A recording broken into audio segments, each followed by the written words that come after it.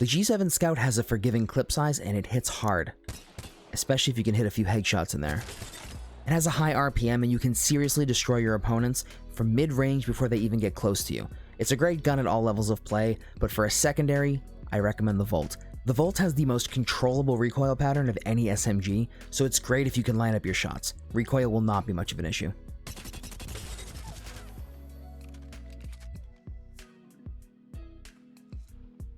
In Season 8, the Spitfire is all anyone has spoken about. The damage buff isn't the real issue here, it's just the amount of people using it. I say screw it, use it anyway. The Spitfire has always been a good gun, and despite receiving a nerf to hipfire accuracy in Season 6, it's still great up close and personal. Practice hip-firing with it to take down more than one opponent in a single clip, especially in close range situations. The R99 can have its difficulties when it comes to recoil control, and with the high rate of fire, it can just be difficult to use depending on if you have high ground, if the enemy has low ground, whatever the case may be. But if your Spitfire does run out of ammo at close range, the R99 will help you finish off opponents and avoid lengthy reload times. The flatline hits pretty hard, but the heavier recoil pattern can be off-putting to some players, so it's good to have a polar opposite weapon on hand, being the alternator. The fire rate on the alternator isn't the best, so if you end up hitting hard with the flatline but missing some shots, you can switch to the alternator and clean them up. Special note here, the alternator's hipfire pattern is beautiful. Definitely hipfire this weapon.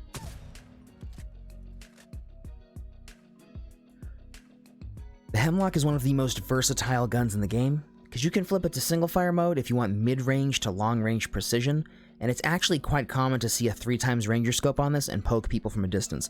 On burst, you can shred shields, and the Volt, being your secondary with that high accuracy we talked about earlier, having it in the back pocket and that low ADS strafe speed just makes it really good if you want to break someone and then finish them off. I've talked a lot about the Volt at this point, and in the past I've been ridiculed for saying it's not a good primary weapon. I still stand by that, but in this loadout it does work.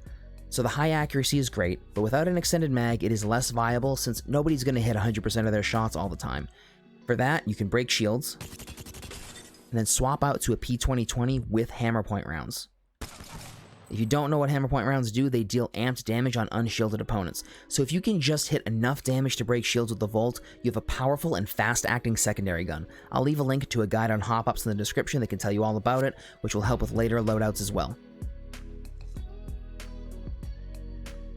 The R301 is often hailed as the most consistent gun in Apex Legends, and even with a couple of light nerfs over the last 2 years, that's true, it's the best gun you could possibly pick up. Any match, for any situation. It has excellent long-range capabilities. If you put a 2x or a 3x on it, it's still fairly accurate. You can use single fire with the Anvil receiver. If you don't know what that is, there's a link in the description to the hop-up guide. Go check that out, that's there.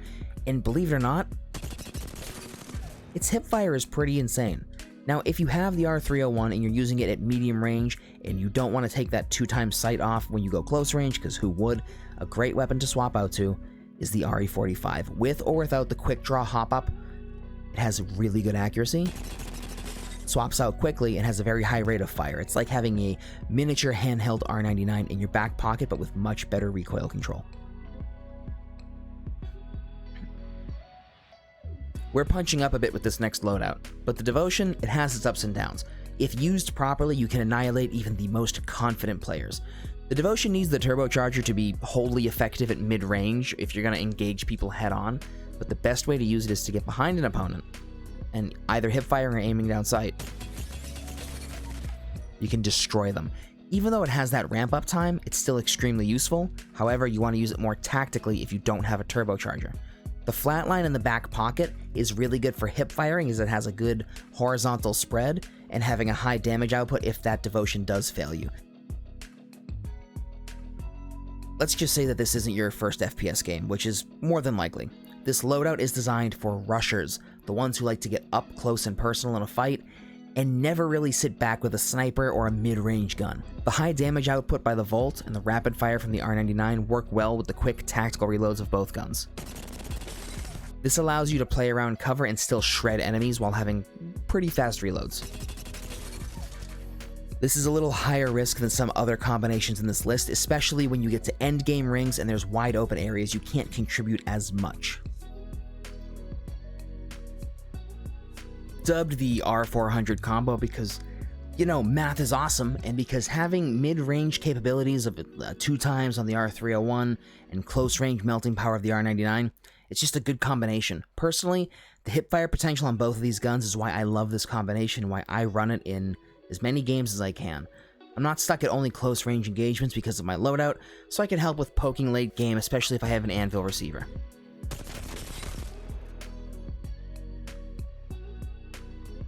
The Havoc also gets into that punching up higher risk territory, only because the recoil pattern can be a little jarring, and the iron sights, they're not the best, as you can tell.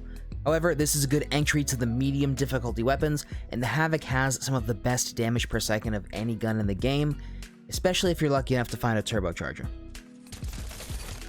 The headshot multiplier is fantastic, and even if you can only hipfire and hit body shots, it still annihilates people. However, because we want that bit of accuracy and reliability in the back pocket, the alternator is definitely a good choice. Again, even at mid-range here, let's back up a bit. Wicked easy to control. Okay, you've heard me talk about the alternator already, and the accuracy, and the consistency, and I want to marry it and all that good stuff, right? But here's the thing. It doesn't have the best fire rate, which is why people usually pick up the R99 instead of it. So if you can just at least hold on long enough to break shields and then swap to the P2020, you know, with hammer points, you'll take down opponents and they won't even know what hit them. These two guns together have some of the lowest recoil and best accuracy in the game, especially while ADSing. So if you can get used to these two guns, you'll hit more shots than you realize, or at least more than you're hitting now. Hey, look, it's the Hemlock again. I'm not happy to see it. But anyway, it's a really good gun. You can't deny how good it is, even if you just look at the stats on paper. It's a shield shredder. Single fire, burst fire, you can really destroy teams from a distance or mid-range. But the thing is, not so hot close range. The hip fire is very wild. Even if you have it on single fire, you're going to have a hard time. So in the back pocket, we have the EVA. The EVA 8, dare I say, is more endgame viable than the Peacekeeper, and not just because of the ammo capacity. Getting a purple bolt on this turns it into the only gun you really need to mop up those tight-knit rings, round 5, round 6, and it's just a really good gun to have. Even without a bolt, it just takes 4 somewhat well-placed shots. I didn't even touch the right thumbstick on that one, by the way. The recoil on this is just insane, which is one of the reasons why it's a fantastic starting weapon. We've been over both of these guns, they're both great. The Scout is good at mid-range, arguably good at long range if you can account for the bullet drop pattern after a little bit of experience with it. Weirdly enough, the hipfire is really good. I hipfire with this gun all the time. If it's my secondary, I have no problem pulling it out and using it to hipfire and finish off a fight. But if that doesn't work for you, if you're not comfortable with it, you have the Spitfire. We talked about the high ammo capacity, the great hipfire spread, so this is just good to have in your back pocket. If you're poking people with a Scout, they may assume that you're all about those long-range poke engagements, but you can just lay into them if they try to run up on you with this, and that's it, they're gone. I know, it's the Volt again, but I think the point I'm trying to make here is if you see it, pick it up. It's really good, it's really accurate. Even if you don't feel like you're good at shooting an Apex, this will change your mind. Get good with this gun, it's going to change everything. However, that smaller ammo capacity, I still don't like it. I still don't think it's primary viable unless you have a different crazy mini hammer point machine in the back pocket, being the Mozambique. This hits a lot harder than the P2020 per shot. Again, the hop-up video in the description will just, tell you all about it, but here's the thing. Case closed, am I right? We know the R301, we've mentioned it, good hipfire, good mid-range, good long-range. I won't bore you with that again. However, if you see a Peacekeeper in a care package, pick it up. This can hit 110 for a body shot, all pellets hitting, but it also instills fear in the enemy. You hear that? That's the sound of a Wraith phasing away from you. Kind of. The charge up on the Peacekeeper lets people know that if they round a corner, there's a good chance that they're getting down and they are throwing the game, and their teammates are going to be very upset with them in the lobby and be very mad at them. I don't know. I don't know. It'll be a cold day in hell when I electively choose the Hemlock. Just know that I don't like it. Find out what works for you. If it works for you, great. But definitely give these combinations a shot. Try to diversify your gun skills with them, and it's going to be a lot easier when you land on guns that you don't like, but you've had experience with. My throat is so dry, I can finally get coffee. I did it. I did all 15. I did it. I'm leaving the game now. I'm going to sleep.